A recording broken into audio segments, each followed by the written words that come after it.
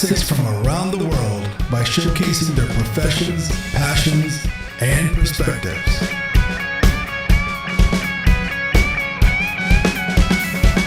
I'm your host, Mandheer Singh, aka the Nihung.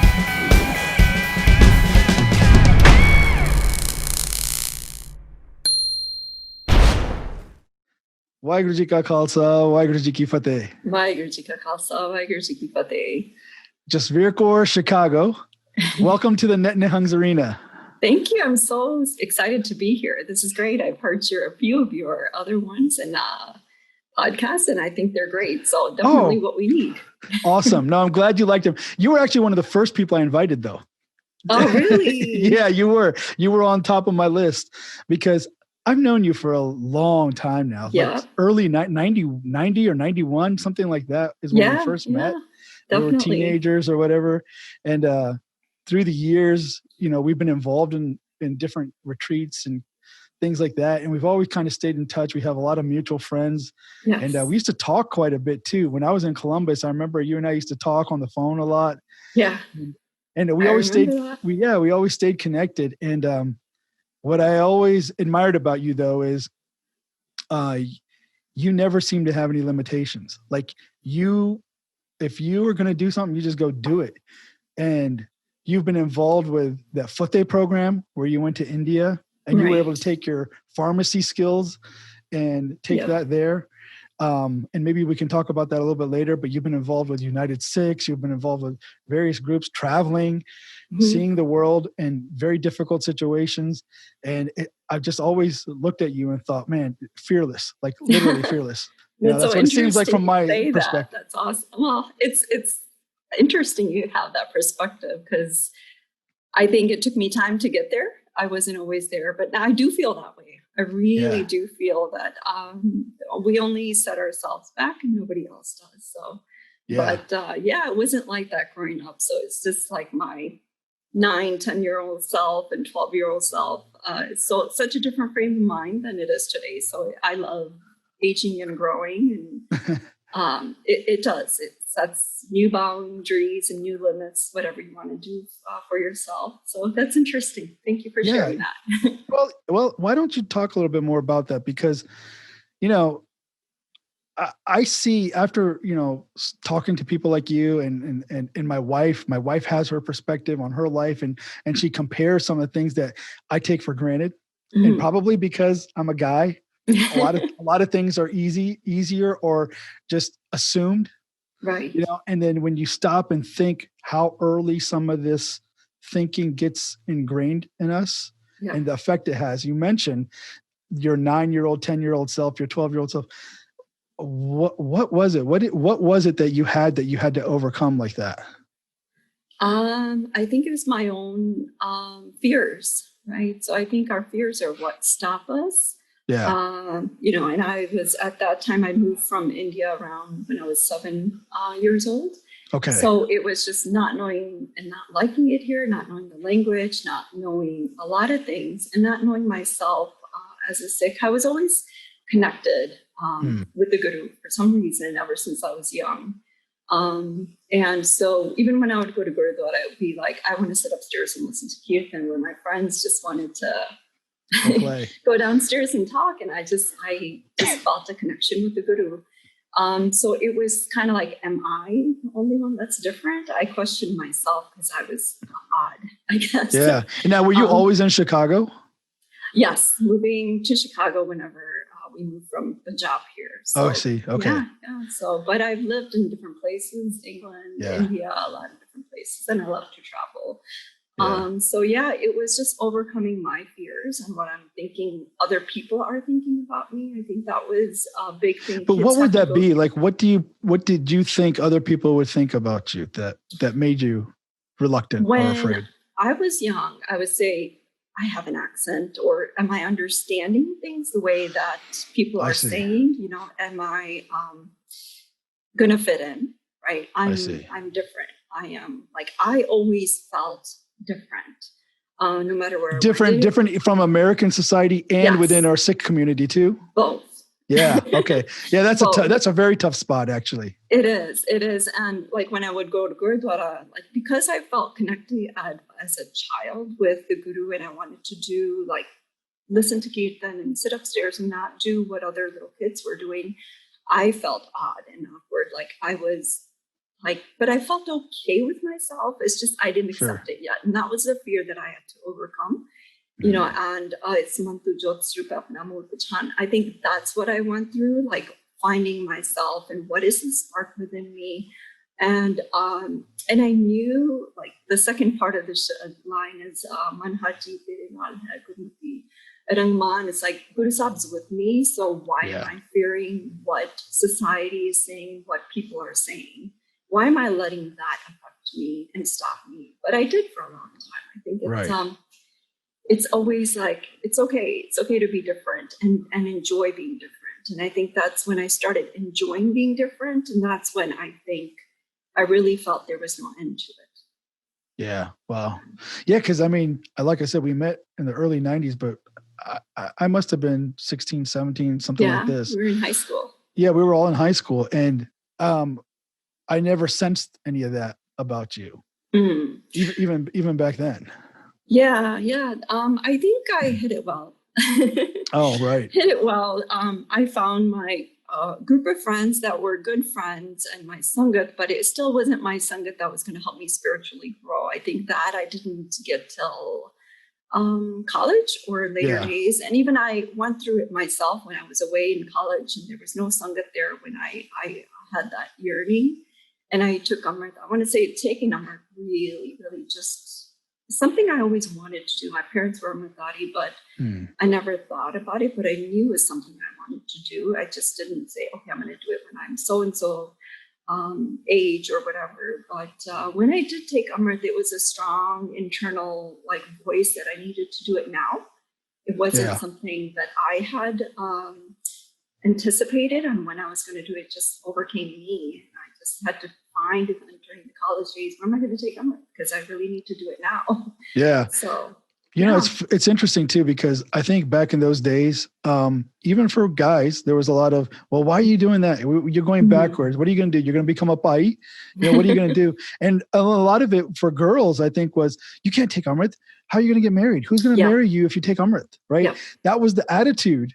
Very common in the 90s. Yeah, it was the attitude. And I think when I told my parents that, you know, I'm going to go take Amrit, even though they're Amritdhari, and they were like, you know, it's good, you want to do it, but do it after you get married.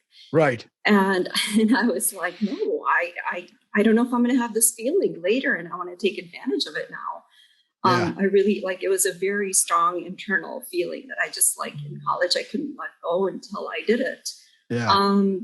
But I did have that. And I think I just, like, once I set my mind to something, it just happens. It's just like, I have to do this, and it just happens. Yeah, you're able to manifest your thoughts into reality. Yeah, exactly. Because those thoughts are so strong that you're not going to let anything get out in your way. And you're able to discuss that with your parents. And the funny part is, as a kid, I was always, you know, double-minded and thinking something. But after taking Amrit, like, really that duality kind of, like, it didn't matter anymore.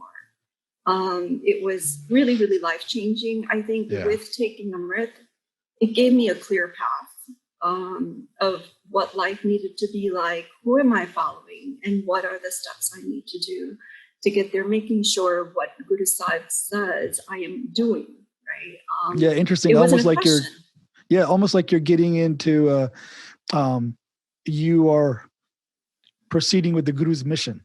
Exactly. Right? Like you're on board with the Guru's mission, and now you have this purpose. Right. Having a purpose-driven life, right? They say. Yeah. So it is. And then I think I went into a little bit of a la-la land of like Amritdharis, right? Because I was in awe when there were some agams, and I'm like, oh, they seem like great people. And I think after I took Amrit, because I'm in this fairy tale that everyone Amritdhari is at a certain point. It's very idealized.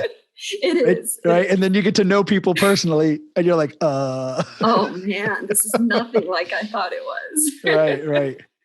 So then I did have the Sangat, and just seeing their day-to-day life, I'm like, oh man, there are problems in their life and they're not what they seem like. Yeah. But isn't that amazing though, that the Guru's ideals are so inspirational? Yeah. Like, right? Because we create this image of what Gursikhs are like, quote unquote Gursikhs, because of the Guru's ideals. Those are the Guru's qualities. Yeah. And we project them onto other people because we see the way they look, Right. and it reminds us of the Guru. And then we see the way they act, and it breaks that shell, right? It breaks that facade, and you're like, oh man, so disappointing. Disappointing, so hurtful. And you're just like, what do I want? You know, like I inspired to be like them, and now like, where am I? Right. And then it's like, wait a minute, and a lot of people get into this, and even today, a lot of people say, you know what, Sikhs are this way. And then they let go of their Sikhi, and that really irks me, because it's like, it's Sikhs, right? Sikhi, you follow Sikhi, right? And I understand Sikhs and your Sangat are important, but I also feel like Guru Sahib brings that Sangat to you, whatever Sangat you need. You just have to keep on believing and keep on being faithful as much as you can. So, you know, you might have been idolizing these people, but when you should be looking at our history and our Guru Granth Sahib, which is at a totally different level. Right. So that's what I look to Sikh history to inspire me to be my Sangat, to Guru Granth Sahib, and translating and making sure I let that marinate in my mind and see what does it mean for me, instead of Sikhs that I see that look the part. Right. Right. No, I totally get it. I mean, it's not to say that there aren't great Gursikhs. There's many Gursikh people that they're living exemplary lives. They're living that Gurmat-based life. And those are real examples. And when you get close enough, you start to recognize who those people are too. Right. And you want that influence.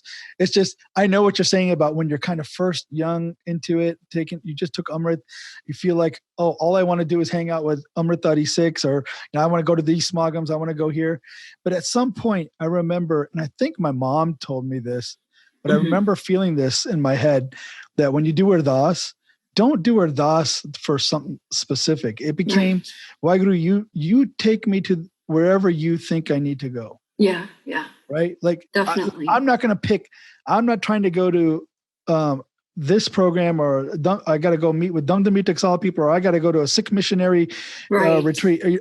It stopped being about Akhand Kirtani Jatha or whatever, and it became just Waheguru, Guru Sahib, you guide me to wherever you think I need to go. Yeah. And when you start to think of it that way, you are open to a lot of different people, and you see Gursikhi from many different angles. Right, right. Oh, I totally agree. I totally agree with that. Because that's when I do even like you make your New Year resolutions or whatever it is. Yeah. I do it on more like what's needed. Like for example, a few years ago, like I was reading about Guru Nanak Dev Ji, and just I was inspired by the interfaith work that Guru Sahib did and how much we don't do. And I think about like how we hurt ourselves. You know, we can cry wolf and say people don't know about Sikhs and we don't know this. But how much work did Guru Sahib do versus how much work are we doing? And I'm like, I need to get into interfaith. And so, because this is what Guru Sahib did, he had dialogue with people. And spreading in the Guru Granth Sahib what dialogue he had, so we can find that inspiration. And I just find going back to the basics on Guru Nanak Dev Ji, just looking at the little parts of his life, just every time I think about it, there's something, a new growth that is inspired within me. And then I do Ardas, and I do, okay, this is what I think I need to do, but you tell me how to do it, right? I never pick the process. I just, like I said, no, I know the end goal. I don't know how I'm going to get there. And I feel like Guru Sahib always shows me the way, always guides me to the right thing. And it's funny because those things you'll see either through a video or Facebook or something, some type of communication. And it's like, wow, the answer's right in front of me, or Guru Sahib gave that answer to me. It's really inspiring. So, you know, like that, Guru Sahib is always with you and will never let you down. You just have to have good intention and always be honest with yourself and just say, I don't know what honest I'm doing. With yourself is very tough. Honesty with yourself is probably the toughest thing, because we have no problem telling other people when we think they're wrong, right? But when you to self-reflect and see, what am I doing? Is this the right path? Am I going to the right source to figure it out? A lot of that kind of stuff. And then reflecting. I remember somebody, oh God, I can't even remember who it was now, but somebody I was talking to decades ago, 20 years ago, something. I was into like reading everything at that time. I was in college, and whatever books I used to live near Dr. Mandheer Singh Sandhu. Oh yeah. So so I used to go to his house, and Auntie would make dinner, and I would eat dinner there, and then I would just sit I would go down, talk to him. We would go through his library. I'd find some random books that were, because he had a huge library in his basement. Yeah, he did. And I just remember like talking to somebody, and I wish I could remember who it was, but they made me think about it differently. They made me think about, we have a tendency to stick to what we've always learned, right? Because you learned sakhis, you learned certain principles, but you never really delved into it. And the idea that you would read Gurbani and self-reflect, that was it was challenging. Yeah. And he made the comment something like, sometimes he's reading Gurbani and he reads something that he doesn't agree with. Interesting. Okay. And then he had to stop and think, okay, do I not agree with this because my ego is in the way? Or am I not agreeing with this because I'm not understanding what's being said? Right. Yeah. Makes sense. And those are two great questions to ask, because if it's something that you're not understanding, well, now you can dig deeper and learn about it and try to understand. But if you realize that I'm not understanding this Shabad because my ego has already had a predefined concept that I'm not willing to let go of. Right. Now you're challenging yourself to let go of that idea and be, unbiased reading Gurbani. Right. And everybody does this. I don't care if you're vegetarian or a meat eater, or you want to argue about whether there's free will or it's all destined. Everybody, if I believe that everything is destined by Waheguru, period, I can go to Gurbani and find the support for what I think. If I think it's free will, I can go to Gurbani and find the Shabads that support what I think. The tough part is to say, I think there's free will, but what is Guru Sahib actually saying? Right. That's hard. And I think it's your perception too, right? An interpretation of the Shabad, because there's one truth. And if you don't try to understand the truth, you have your perception and spin on it. Right. And so therefore, you're not going to understand. So you just got to let it go. So a lot of people end up letting it go because it's too tough to question and to challenge yourself and to self-respect, introspect on what is it that Gurbani is saying. And I think we have to do that introspect. Like I do that with history as well. I will read something and I will, it's great because Sakhis and all that, I kind of have a tough time with them because it seems like miracles. And this is not about miracles. This is about people like you and I who live this life, and through Sikhi, the same teachings that we have and Guru Nanak Dev Ji gave us, they were able to get to a different level of Sikhi that seemed miraculous. Yeah. And so I think that's what we have to say.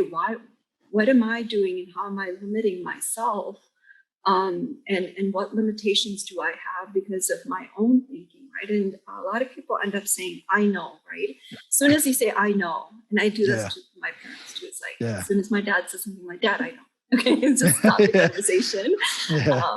But as soon as you say, I know, that means I don't want to learn. Right. I don't want to hear you. I don't want to go on. And I don't need to learn. I don't need to learn. Yeah. Exactly. Yeah. I know I have what it takes. And I think a Sikh can't say I know. Yeah. That's a really good point. I think that's a great point because I think the term is called confirmation bias. When you if we're reading Gurbani or even reading history, and all we're looking for is support of what we think, well, that's not Gurmat. Right. That's our own mat. That's our manmat. And we're abusing Gurmat to support our manmat.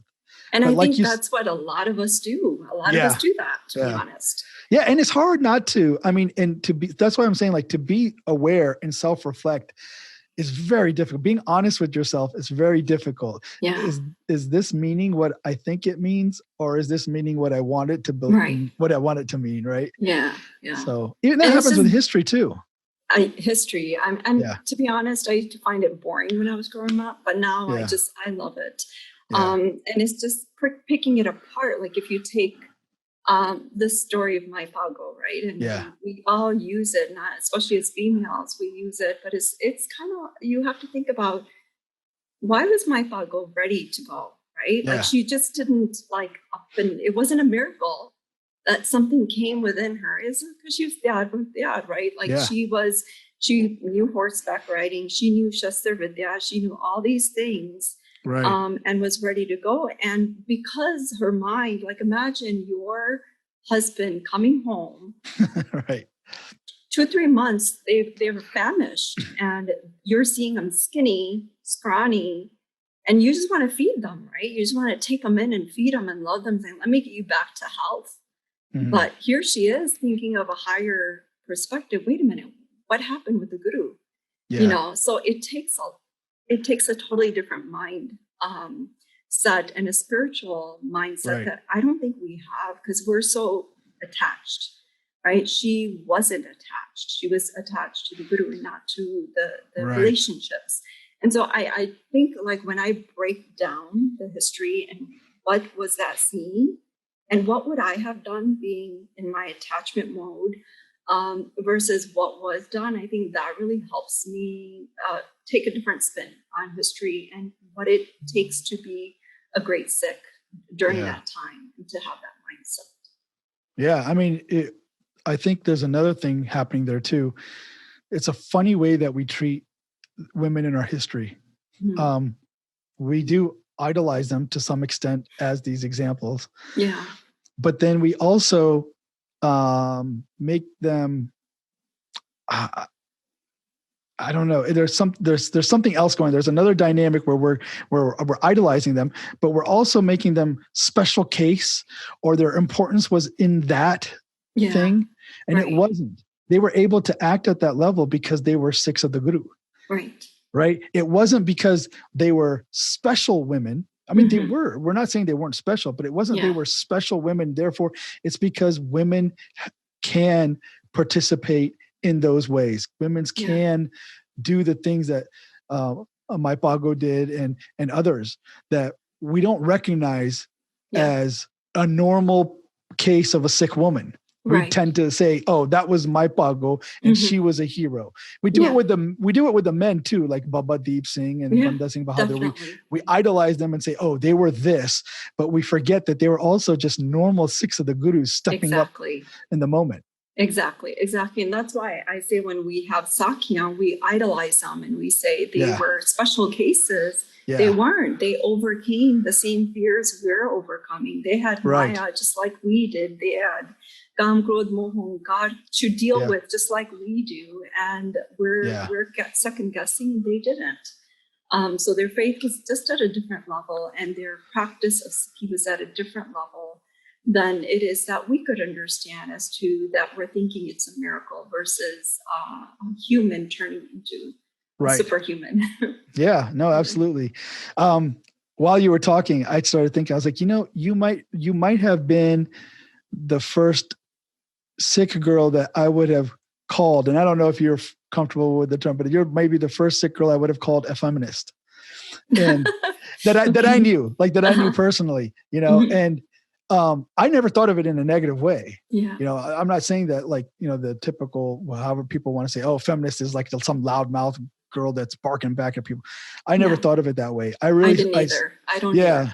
Yeah. So when I say that, I'm saying that in a complimentary way, because I saw that you immediately saw that women are equal to men. That's why I was saying earlier, when I thought of you as fearless and you just did whatever, you didn't hesitate, because you never looked at things as that's the realm of men or this is the realm of women, where a lot of women, especially our parents' generation, think that way. Yeah. And I think it's part because my parents, right? My mom taught my brother how to cook. He makes parathe for his kids, and so we had a lot of that growing up. And even now, like I know my guys love using tools. I do my own yard work. I mow my own lawn. I do whatever, because I feel like as women, we need to know what men roles are. And as men, we need to know what women role are, because this is this is how we empower, right? If you have kids, it's about empowering your kids. It's not about babying them. You're not doing any service. Your kids are giving to you as a gift from Guru Sahib. And we need to make sure that no matter what happens in life, that they're able to stand on their own 2 feet and do any role that's given to them. Like Guru Sahib told us to be anywhere, do Brahmin all the way to, the different caste system, that we should be doing all those. We should be doing the Seva, and we should be learning just like the Brahmins are. So I take that teaching, and it's like, I need to learn everything. It's not a male role. It's not a female role. It's about being self-sustaining. So, So I think with that mentality, though, it probably goes over easier in the West, in the United States. But like, I know you've told me these stories before, but maybe just for the sake of the audience, the Fateh program, when you went, it was a bunch of young, educated, professional Sikhs. Right. Most, I think most were Amritari, or at least in that direction. Right. Went to Punjab, and you guys went there with this concept that you're going to help with engineering, medicine, education, but also in the form of Sikhi. Like it's encompassed with Sikhi. And there was a lot of challenges. There were. Yeah. So can you tell me a little bit about like what were some of those things that you ran into and how you dealt with them? Yeah. So Fateh had a program. So we had camps here locally, but Change Across Border was what we had as one of the under the umbrella. So what it was is after you graduate from wherever, that you're in the Eastern Western world, and you have this opportunity to be educated. And so you go back to your roots. And so we went to Punjab, and it was a 9-month program, but I ended up doing it for a year just because of the nature of my program. But basically, we learned about Sikhi, and we also held camps there. So we would learn, we had, on the learning aspect, it was a 6-month program. We had Sikh history, we had Kirtan, and we all learned tabla, we all learned, hot vocals, and we all learned, just being holistic. We learned gatka, we learned a lot of things. And so with that, we also did camps. And then 3 months of that last program was to give back to the community. And so since I'm in the healthcare field, I'm a pharmacist, medical field, my project was to work with orphanage. There were 70 orphan boys, and health and hygiene, I would teach them. But it ended up being challenging. First of all, it was what I talked about earlier about thinking who Amritari Sikhs were, and then seeing something different. Yeah.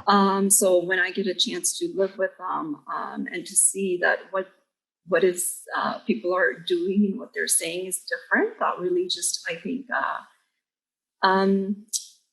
I was expecting like living in a bubble, and it wasn't. It was a lot of challenges because I had to, face like, wow, this is not who they say they are. Well, just to be clear, like you mean like there was a lot of dishonesty and a lot of the things that are clearly against it. It's not like, oh, well, this guy's Maryada was, he did 5 Bani Pat in the morning and that one. We're not talking about simple, we're talking about like character issues. Yes. And I don't want to say this about everybody there. Of course. I learned so much out of that. To be honest, it was probably the best thing I did in my life. And that was life-changing for me. That's where my concept of Seva came. Right.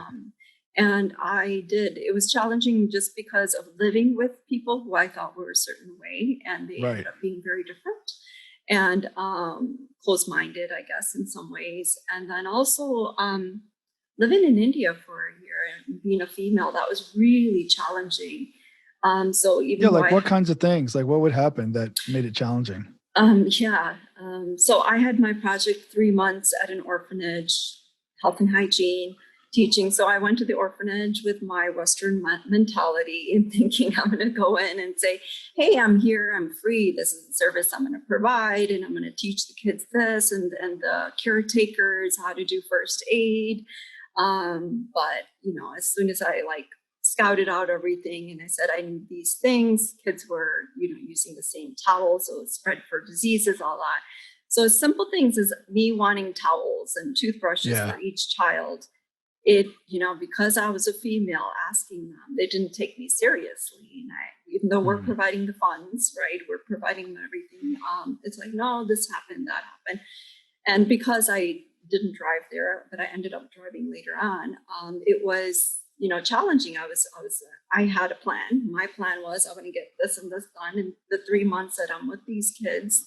But it's being, because I'm not taken seriously and the people in charge are not doing what I asked. Right. I'm not getting my stuff done. So I had to get very firm. And unfortunately, I'm usually not I'm very patient and tolerant, but I had to, become a bitch in order to get things done. And I hate really crack the whip and make it happen kind of thing. Yeah. And I'm sure that ruffled a lot of feathers. It did. I had death threats. I had a lot of things that I had to go through because they didn't expect that, I would I'm there to do something and I'm going to make sure I finish it before I leave. I'm not going to let anything get in my way. But because I was finding out things that were happening and reporting back to headquarters and, so it just became like very serious thing. And I, as a female, wouldn't answer such things as what's your father's name? Who's your husband? This and that. And I'm just like, you're here dealing with me. You're not dealing with my father. You're not dealing with my husband. So they didn't take that kindly. And I don't think I was saying anything I was very respectful. Yeah, it's really kind of a culture clash more than anything else, right? Because they're in the culture that they live in, they're not used to that, and the culture you're coming from, there's no limitation in that sense, right? And so here they're having to deal with it, and neither one of you really has the skills to figure out how to communicate or work around that kind of gap.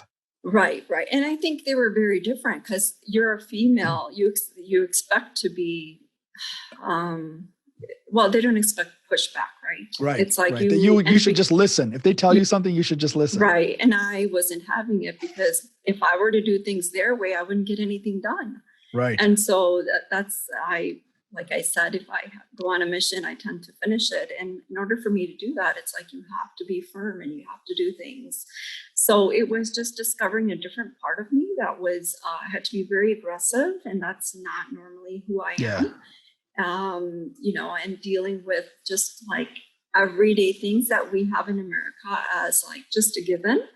You have to struggle for those. And I, as a female, is just so many more challenging. I'm sure if you would have went and you had those things, you would have gotten it within a day just because you're a male. Just because I'm a guy. Yeah. Just because you're a guy, just because of, different body parts and who we are. And they wouldn't ask you the same questions. And I'm, like I said, patient. But the thing is that there's a lot of those guys, they just wouldn't want to fight me, but they don't know that I don't want to fight you.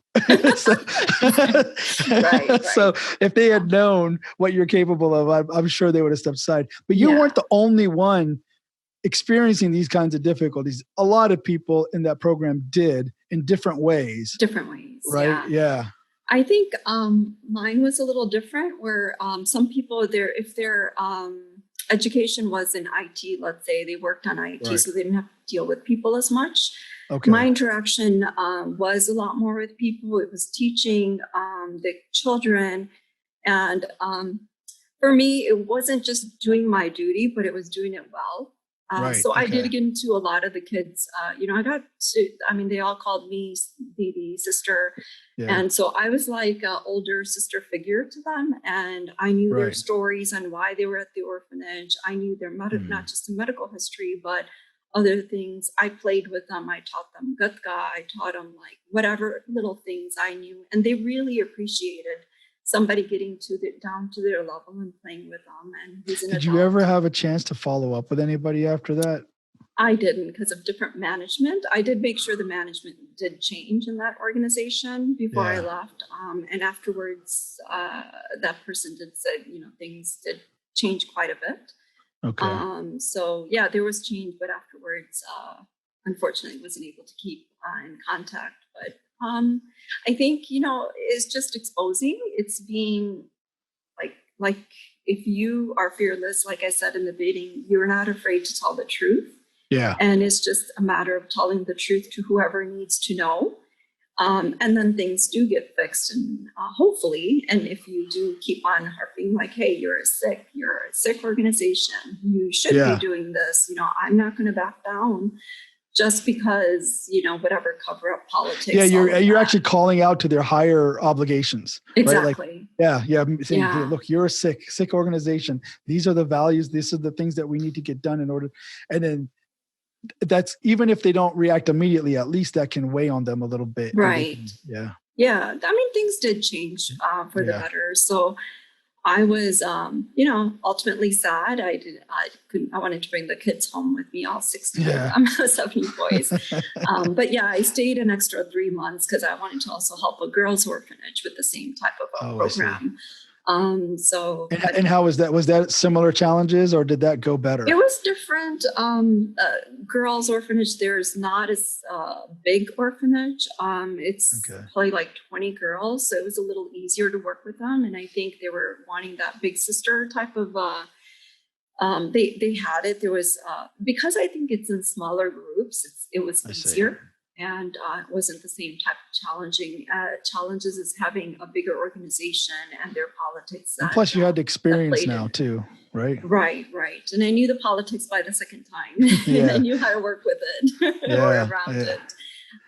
It was really, and I think that's where my concept of the way I wanted to do Seva going forward came, because I saw whatever organizations that we were sending money from America, where they were going, what are they really like over there? If the money was being spent, then they wouldn't be in the situation they are. So I promised myself that I would give, but I was also give my time along with my money and energy and effort. So that's awesome. What I do.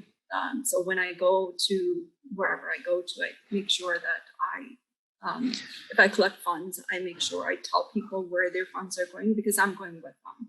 Right. And so when you came back from this program, you didn't stop doing this kind of stuff. I know you do a lot of stuff with United Sikhs, but you've also just done other things too. It's not all just with one organization, right? I work with many organizations. I don't belong to one organization. Right. I go with their projects. They use your picture a lot, though. Yeah, you know why? What I've figured. No, I've done a lot of disaster relief ever since the tsunami happened, because I knew people were sending money, but I just felt like I need to go. I need to be there. Like, what good am I if I am not there and helping? So, like, it was just like strong urge that I need to do something more. So I found when I started doing that in other disaster relief programs, I'm the only female there. It's always men that are going. And so it was very, and same thing when I went to, I've worked with Global Impact and Pro World. These are non-Sikh organizations. Yeah. Same thing a lot. No, actually it's the opposite. About 60 to 80% are females that are volunteering. Really?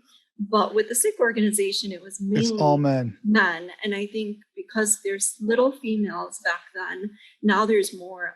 And I try to take females with me when I do go.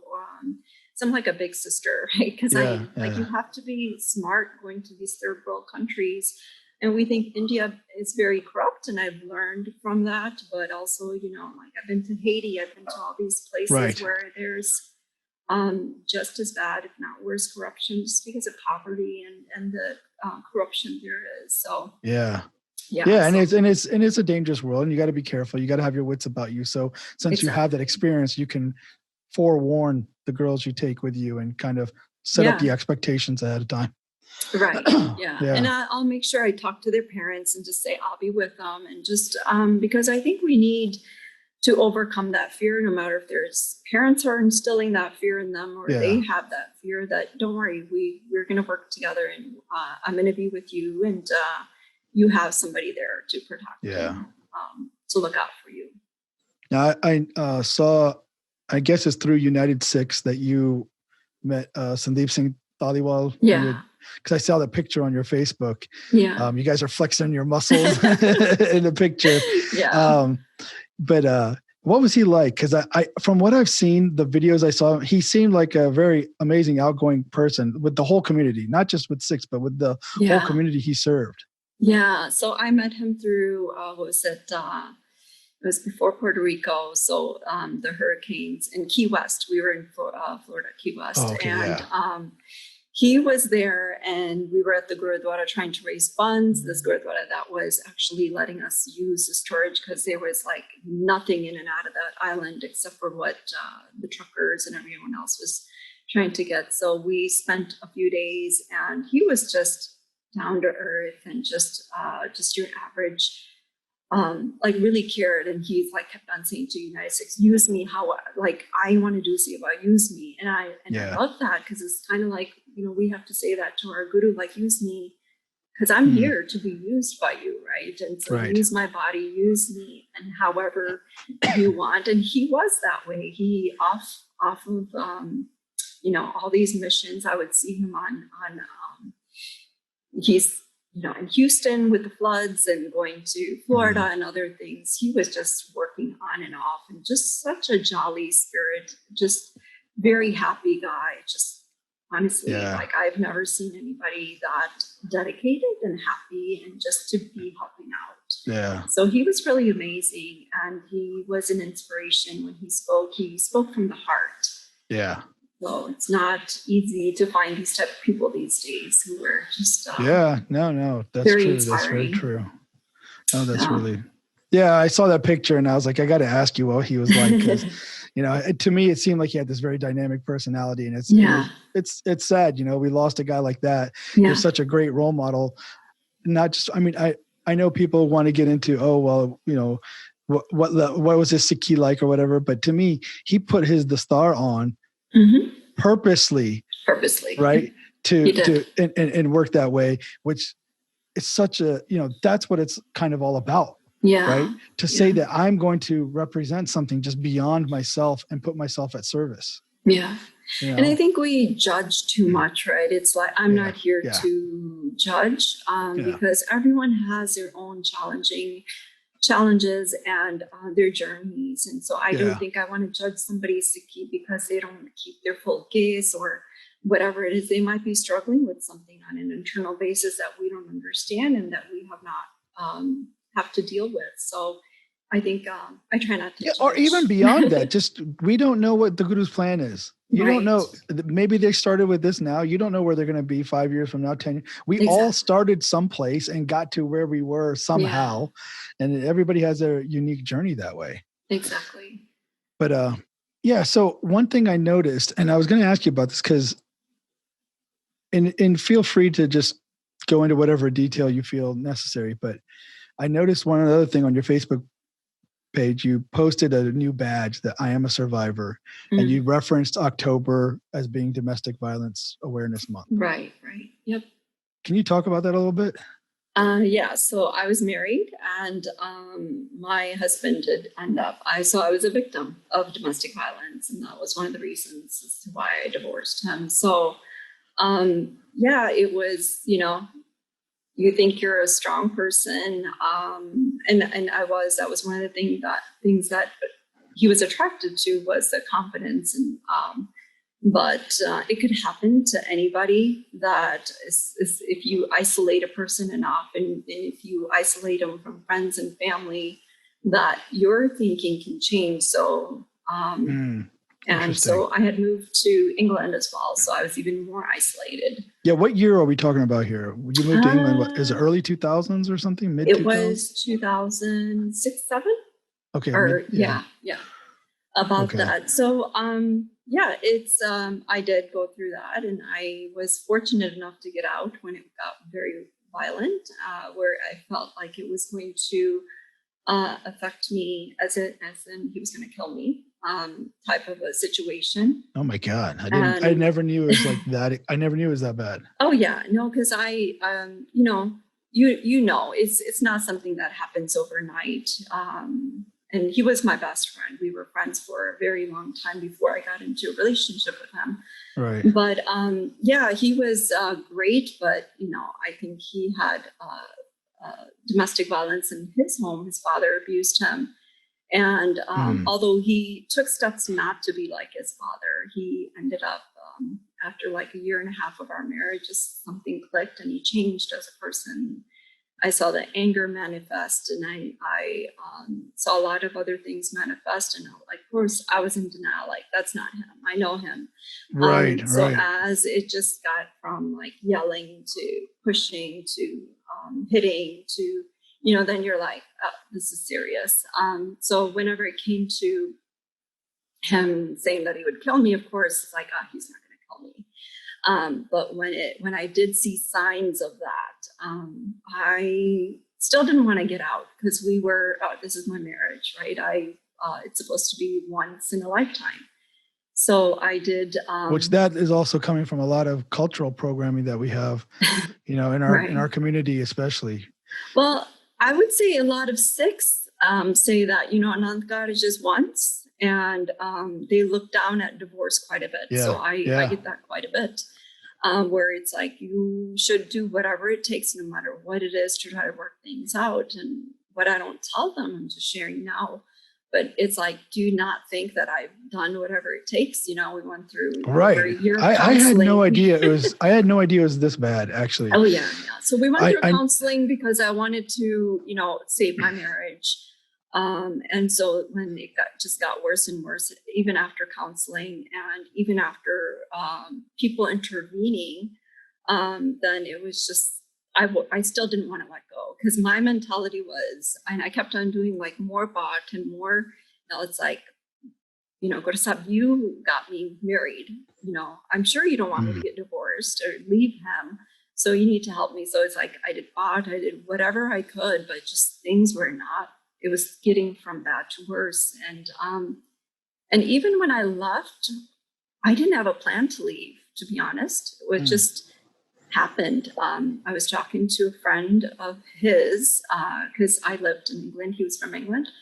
And his friend decided to help me. Like, hey, I noticed this is different. You were a happy person, you were this, and now you've changed ever since you've gotten here. And I never told anybody. So I was like, she and I had a conversation and said, I'm leaving him. And I'm like, I didn't even know, like, that I wasn't prepared. Those words were not my words. And I was like they came out of you. They came out of me, and I was shocked. Like, what is going on? What am I saying? So yeah. And it's like, okay, I'm going to help you through this, Jasvir. And I don't know anybody there, anyone else. So so everything happened. People and angels came into my life to take me to wherever I needed to, take me to the hotel, and because I didn't have a car. And so everybody just lined up and to help. Like I said, I had no plan. I had no idea, like zero, that I was going to leave him. It didn't even cross my mind that I was going to leave him. But now it's like, it's Guru Sahib's plan for us not to be together, because perhaps it was going to be where he was going to kill me, and Guru Sahib saved me, and I think, so it was really interesting, because I never ever planned for it. I never planned to leave him. I never planned to do any of those things. But, I can see where it's really hard for women to get out, because we're in denial for so long. You saying that is amazing, because it seems like a no-brainer that somebody who's so strong and independent and knows these issues, right? You're educated about this kind of stuff, right? Yeah. And then to be in it and see how it traps you, or how it keeps you from even being true to yourself. Maybe that honest, like we were talking about, being honest with yourself. Yeah. You were kind of lying to yourself, even though you knew something. Mm-hmm. And then when you got put on the spot, that truth came out of you that I'm leaving him, because you maybe knew that, but hearing you say that is incredible, because I would have never imagined that, because I know you would never have let anybody else go that far in a relationship. If you knew somebody was in a situation like that, you would have you would have stepped in and helped them. And right. Oh, for sure. I think, it's interesting how much your mind affects your being and your living, and how much people can be manipulated. And so because I wanted so badly for my marriage to work, because I was so happy, I loved being married to him, and he was my best friend. Yeah. But when he changed, and I think I was in denial for a long time. It's just so-and-so talking, it's this issue talking, it's that issue talking, and me not taking it like, no, it's him, and he's changed as a person. And so because you're making excuses, you're not looking at the reality of the situation and the severity of the situation, we let things go. And so we also let our mind go and our control go. And so, but then if you have to hear every day, you're stupid, things are happening because of you, you're this, you're that, then if that's what you're hearing when you wake up to when you go to sleep, you tend to believe it after a while. So, when when they're in a relationship, or men, it happens to men as well, not as often, but it does. But if you hear that day in and day out, whatever you hear, you become. And so that's when I came back, and I had to undo a lot of that. And, and it takes a long time. And I did. I was so into my firm, into my Sikhi. When I came back, I was like, what has Sikhi done for me? Right. So it's like you start questioning your guru and yourself. And but even though I knew like Guru Sahib was doing everything, it's hard when you're in that situation to see it. And so it took a long time to undo all of that and to believe all of that. Yeah, you had to reprogram yourself, basically. Exactly. It does. It programs you, and then it's so hard to get back to it, because at first you are a victim. You're, victimized by your partner. Afterwards, when you leave, your thoughts are victimizing you, right? Yeah. And so it's how do I stop those thoughts? And that's where the therapy comes in. That's where and I'm a big advocate of therapy, so and finding a good therapist. So it's just reprogramming takes a long time. It takes a long time. It takes a lot of hard work, and it takes a lot of effort and energy, but it's worth it, because you can help so many other people by making sure, first of all, you're healthy and you're strong, right? If you're not, then you can't really need that, because people feel that energy from you. If they feel like you are not meaning, you're not genuine, what you say and what you do, then I think people can read that quite easily. Yeah. And also, if you're not at a place where you're content and stable with how you feel about all of this, it's hard to absorb other people's pain. Right. Exactly. Otherwise you're just two people that are sinking now, unless you have that stability yourself. So when you came back, what was it like with friends and family, and then even maybe the community? Did you get the support you needed, or what happened? I would say I went into a little bit of a hiding. Because I was not ready to face it myself. I was not ready to. I didn't know what the next steps were. Was I just leaving him? Was I divorcing him? What was I doing? I just didn't want to deal with any of that for myself. My family was my support. My mom, I'm probably the first divorced person in my family, but my mom and dad, it's like just held me. And, I think our parents' generation are very affectionate. And like my mom just embraced me and said, you're safe, and we're happy you're here, and your happiness is the only thing that matters. So don't you dare let anybody, who cares what anybody says? Your happiness means the world to us. And so that was enough for me.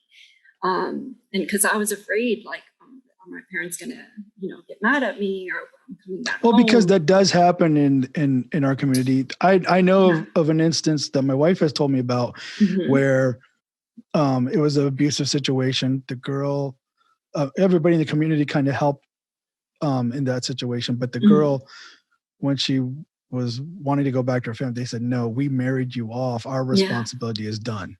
Yeah. So that does happen. The fact that we also have parents like our parents that are maybe different, more compassionate, more understanding, and they understand that it's not some kind of just social obligation. Your child isn't a social obligation. Right. Yeah. And so that has happened to a couple of friends of mine as well. I mean, I didn't think I was, I was safe enough to go back to my parents, but at the same time, like, I didn't expect those words out of my mom, right? It's like and they changed with me because of my situation. Yeah. My parents and like my family, my sister, everyone's really changed for the better, more affectionate and more just. You appreciate each other more. Yeah, definitely. And I think, I always think of like, there's always a lesson Waheguru wants us to learn. Everything happens for a reason. And what is the lesson here? And so even. So what do you think the lesson was? What was the lesson here? Because that's a lot to go through. It is a lot to go through. And I don't, at that time when you're going through it, you can't, because you're so worried, why did this happen to me? Right. It's like when you're caught up in that why. And I'm like, God, I never did anything wrong to anybody. Why did this happen to me? Good as hell, I don't understand. I never wanted to get a divorce. Why the hell? So all those questions. And as long as I was asking those questions, I was struggling myself and frustrating myself. But yes, was there even like self-doubt? Like you thought, because you said he was your best friend. I mean, this is somebody you loved, right? Oh, definitely. And then you think, did I do this? Did I make him this way? Am I saying and doing things that... Right. And did I make him into this monster now that I have to run from, and I ruined his life and my, like, is that the kind of thoughts that are not after I left, but during when I was in the relationship, because he made me think all of his issues and problems were due to me. I was like, when he knew that I was an enabler, like I'm meaning like I am a positive person, and whatever we're going to do, whatever challenges we're going to face, that we're going to get through them no matter what. Right. But being brainwashed, I think, during the relationship and a little bit after, and that's where therapy comes into saying, Jasvir, you to trust yourself. Why are you distrusting yourself now? You make good decisions, and those are the things like, maybe I don't know how to pick a person. Maybe I don't know this. And maybe you start that self-doubt and that. I see. So it's relearning that, you don't make bad decisions. You make fine decisions. But yeah, there was, I would say. I mean, honestly, like anything we do in our life, the business, family, relationships, whatever you want to talk about, even CQ-wise, you make the best decisions with the information you have. Exactly. Right. And then we have to be confident that we can make the best decisions with the information we have. You give me new information, I might have to make a different decision. Right. But to be confident enough to do that, you have to be in the right mental space. And you're saying when you're in a relationship that's abusive, that gets chipped away slowly. And now all of a sudden you have no confidence in yourself. Right. And that's exactly where the abuser wants you at. I see. And so because you're in that vulnerable position, they can control you and they can control your thinking, what you do. And then it's like you get out into the real world and you're like, who am I? What am I? Am I, and I felt like even as an Amritari, it's like, I'm not worthy to wear a kirpan anymore. And it's like, I'm supposed to protect myself and I didn't.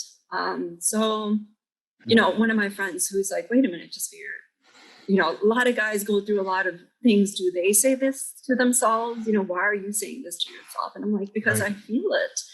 And she's like, no, you still deserve to wear a kirpan and you still deserve to do whatever it is that it's just a growth. And so I want to say a lot of females came to help with where I had a lot of guy friends before where, I don't know, I just connected. with guys, but a lot of females really just came to like, are you okay? And I think going back to your question, how did our community and society? So I did go into, I couldn't face, and I couldn't go to Gurdwara. Even listening to Shabads hurt me. I didn't want to, do my nickname. I didn't want to do Bhat because I felt like Guru Sahib let me down. And Guru Sahib really, just my relationship with Guru Sahib was not okay. And I was not ready to face what he had to tell me anymore. Right. And so once I built a little bit of that, and plus I wasn't ready since I was out of the country, like, where's your husband? Oh, those are the natural questions that are going to be asked. And I wasn't ready to answer that.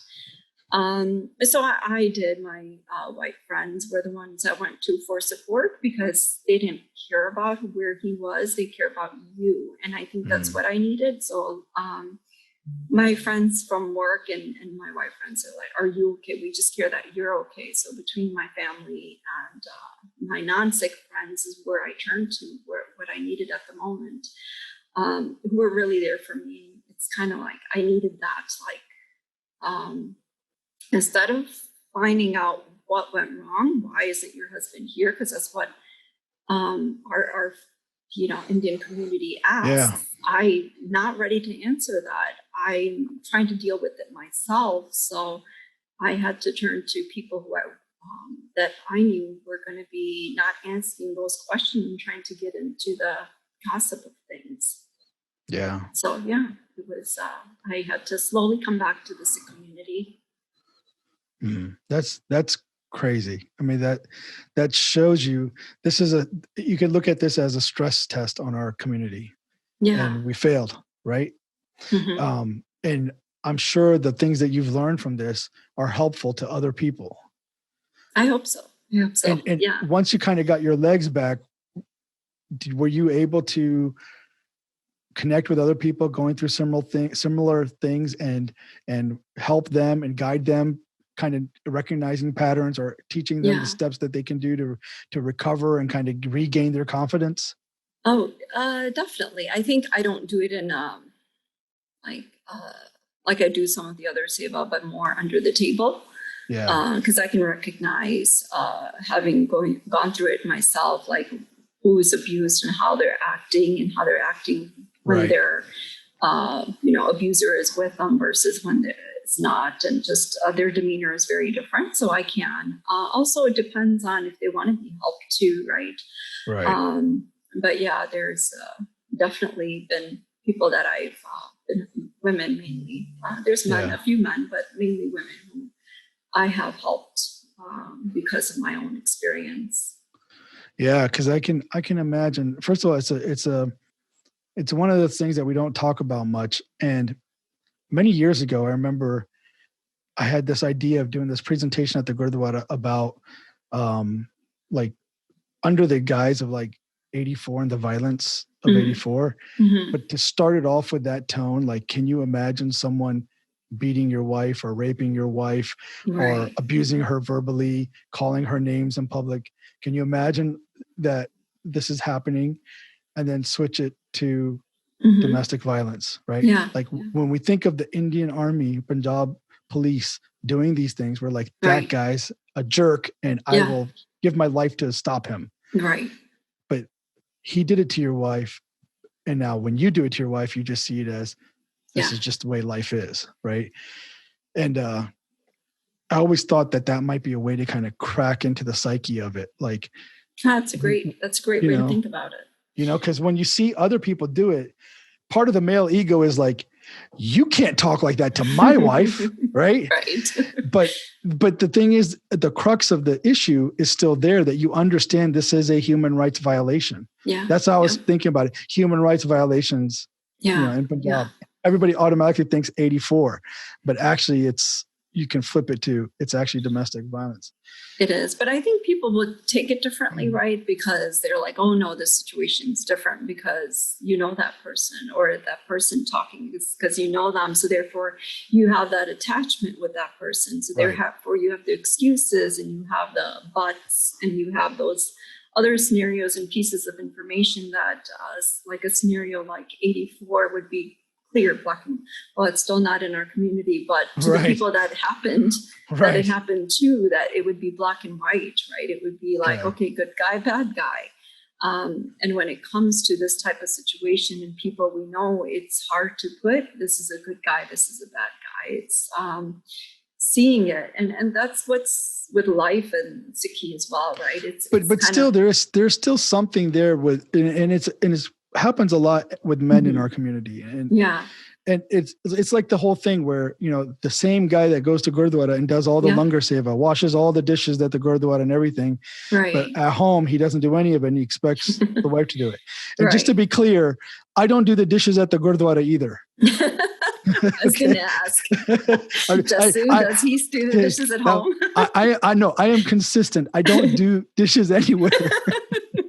Well, that's good. Okay. But I think that mentality of to be presenting yourself one way in the community and to do it with zeal, you know, and there is actual seva pav that's coming out of them when they're doing the seva of the Sikhs at the Gurdwara. Right. Yep. But to think of your family as also Sikhs that you can do seva of is very difficult. And I'm guilty of it too. And most people are. But once you change that perspective, you kind of alluded to it earlier too with children. You said the children are given to you by Guru Sahib to take care of. Right. This is a Sikh Sangat that's been provided for you. Mm-hmm. You got to do seva of that. It doesn't mean you spoil them. No. Right. You empower. You're empowering them by teaching them that this is how we act towards Sikhs. This is how we act towards people. This is how we serve, and that's where our character is coming from. Yeah. And I'm sure you can. My parents, my wife, my kids, everybody could tell you I could be a lot better at all of that. But I think even knowing or recognizing is part of it, right? You got to. So. And just like the little things in life, right? I mean, it's. Starting out small, those little details that you just talked about, doing seva at the Gurdwara versus home, and it's like you are who you are, and I think you have to question yourself: am I this way? Why do I have this my Sunday best behavior at Gurdwara, and why don't I have this at home? And if you're not questioning yourself, you're not going to change either. And so, because I find myself doing that, it's like, okay, I'm so nice to other people, but am I like this with my family? Mm-hmm. And I think a lot of us don't, in relationships, right? Why do we always hurt the ones that we love the most? Why do we take out our anger when we come home, right? It's I can tell you why. It's not, I'm not being funny about this. It's kind of funny, but the reason we do that is because we know we can get away with it. Right. Exactly. It's the only reason. Yeah. And in public, you will not get away with it. Exactly. Someone will pop you in the nose for acting that way. At work, you're on your bus. Somebody could anger you saying, what a jackass for saying that, but they're not going to say it. Right. And so, but at home, you know, that person is going to be like, okay, whatever, he's having a bad day or whatever it is, or I don't want to deal with it right now. And you can, but you know, that's where you got to question yourself. Am I like, I try to do that when I get angry with whatever situation. It's like, wait a minute, that's not how I would act. So let me just replay this and redo this and apologize if need be. So I think doing those little subtle things is what changes you as a Sikh and makes your behavior outside of Gurdwara, inside of Gurdwara, no matter where it is, the same. And that's why I also choose to wear the star, right? I want my behavior to be, it is where it is. I don't belong to any jatha or anything like that. It's just my accountability. I want it to be the same. I want it to reflect, and I want to put that pressure on myself to be the same, to be one. That duality, I want to go away. I don't want to question. It's the star, my guru that I'm representing, not just lead. Yeah, and that's a great point because that's what we recognize in each other, right? The guru's identity. Yeah. Identity, the word identity and the word, I do this whole presentation on this, but the word identity and the word identical are the same root, right? Our identity makes us identical to the guru. Right. So that's why we see the guru in other Sikhs. Right. Right. And so now, like you said, it has an accountability. Now, I expect that you're not going to go to the kinds of places where the guru wouldn't go. Right. Right. Exactly. You're not going to behave in a way that the guru wouldn't behave. Yeah. And you can expect that on yourself. Right. Exactly. And so, I mean, apart from also, making it look like the, fifth largest religion, being a part of that recognition. But also just because I think people are inspired whenever you are being truthful to yourself and being a warrior within and without, wherever you go within yourself. So I think that's the type of, I want that pressure. You know what? I want that type of, like, I don't want to just, I let loose, meaning like let go of my stress and all of that other stuff. And I leave that to my guru. Yeah. But as for what I can, and it helps me have that purpose driven life that we talked about, because you're here for a short time. You have to do so many things. And so why be using that energy and time on making, like all these other things that you can be diverted to doing, when you can be very focused on who you are and how you behave to make sure that you are going on that straight path. Yeah. And, kind of going back to what you said earlier about acting the same at home as we do at the Gurdwara, or Sunday best or whatever behavior, it's true too. The way we sit and listen to Kirtan or Path when we're at the Gurdwara, all of a sudden we are saints, right? Our eyes are closed, our back is straight, and we must be off in some mystical, magical realm, enjoying, the sound of the Guru. but at home, it's nowhere close to us. It's nowhere near to us, right? Oh yeah, we're doing the dishes, we're doing this. It's like it's in the background. Yeah, absolutely. Absolutely. Yeah. Well, look, we've already done like over an hour. Oh wow. Yeah, it's almost been That's like an hour. Yeah, it went by really fast. And I do really appreciate you coming on, sharing your story. I mean, we talked about a lot of serious stuff, more than I anticipated, but I think it'd be very helpful for people. I think if people hear that these stories are real, they hear the real story and they hear the real perseverance that it takes to get through and that it's possible, maybe it'll connect with somebody in a way that we didn't anticipate. Maybe it'll hit home for somebody who is looking for that right now, Yeah. Well, thank you for the opportunity. It was great chatting with you. No, it really was. It was good to see you. It's good to talk to you. Yeah. I mean, like I said, we used to talk so much back in the day, and I'm finding that this podcast is kind of becoming a way for me to reconnect with a lot of people, and I'm really enjoying it. I really enjoyed it. It was great to have you, and I'm so glad we did get to talk. Definitely. Same here. Thank you for this. No, thank you for coming on. Take care. Okay. All right. Why did you call